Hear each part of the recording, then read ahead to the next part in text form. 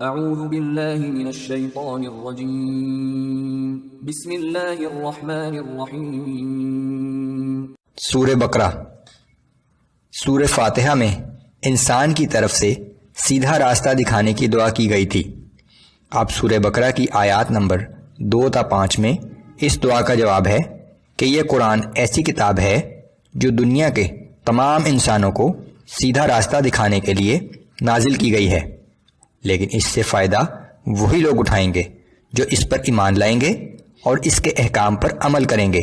سب سے پہلی اور ضروری شرط ایمان بالغیب ہے، یعنی اللہ، اس کے فرشتوں، تمام رسولوں، وحی، کتابوں وغیرہ پر ایمان، کہ ایمان کے بغیر دنیا کی نعمتیں تو حاصل ہو سکتی ہیں لیکن آخرت کے حوالے سے نہ کوئی عمل مقبول ہے اور نہ ہدایت ممکن ہے۔ مومنین کی 6 خصوصیات کا ذکر۔ اعوذ باللہ من الشیطان الرجیم بسم اللہ الرحمن الرحیم۔ الف لام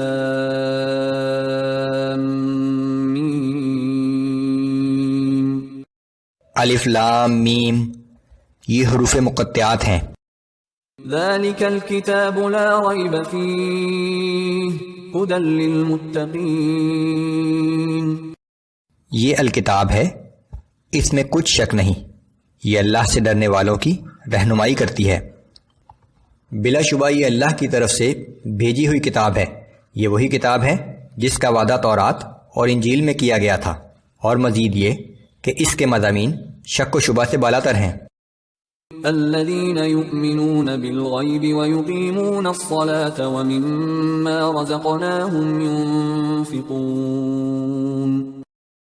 یہ اللہ سے ڈرنے والے وہ لوگ ہیں جو غیب پر ایمان لاتے ہیں اور نماز قائم کرتے ہیں، اور جو کچھ ہم نے انہیں عطا کیا ہے اس میں سے اللہ کی راہ میں خرچ کرتے ہیں۔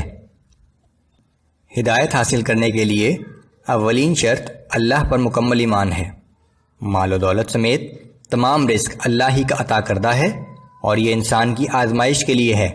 البتہ ہر انسان کو یہ اختیار دیا گیا ہے کہ وہ اس مال کو خواہ اس دنیا کی چند روزہ زندگی کی آسائشیں حاصل کرنے کے لیے صرف کر دے یا اللہ کی راہ میں خرچ کر کے جنت کی دائمی نعمتیں حاصل کر لے، کہ یہی اس کا امتحان ہے۔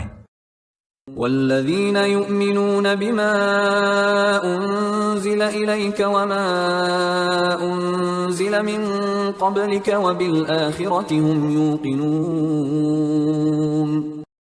اور یہ لوگ جو کچھ آپ پر نازل کیا گیا اور جو آپ سے پہلے نازل کیا گیا سب پر ایمان رکھتے ہیں اور آخرت پر بھی پختہ یقین رکھتے ہیں، کہ ہر لمحہ دل میں یہ خوف رہے کہ ہر انسان کی طرح ایک دن مجھے بھی اللہ کے سامنے پیش ہونا ہے، جہاں میری بقایا زندگی کی مستقل رہائش گاہ کے بارے میں فیصلہ ہوگا، نعمتوں سے بھری جنت یا جہنم کی بھڑکتی ہوئی آگ۔ اولئک علی ھدی من ربہم واولئک ھم المفلحون۔ یہی لوگ اپنے رب کی طرف سے ہدایت پر ہیں اور یہی لوگ حقیقی کامیابی پانے والے ہیں۔ ان خصوصیات میں سے 4 کا تعلق ایمان و یقین سے ہے، جبکہ 2 کا تعلق اعمال سے ہے۔ ایمان لاتے ہی عملی زندگی میں نماز اور انفاق فی سبیل اللہ ضروری قرار پائے۔ حج اور روزے کا یہاں ذکر نہیں ہے کیونکہ وہ اپنے وقت پر آئیں گے، لیکن یہ 2 چیزیں فوراً ضروری قرار دے دی گئیں۔ انفاق فی سبیل اللہ میں زکوٰۃ اور صدقات دونوں شامل ہیں، اگرچہ زکوٰۃ بھی 1 سال کے بعد اور وہ بھی ایک مقرر نصاب کی موجودگی میں لازم ہے، لیکن صدقات کی مد میں ہر وقت مال خرچ کیا جا سکتا ہے۔ یہ ایک مستقل عبادت اور اللہ کے نزدیک انتہائی پسندیدہ عمل ہے۔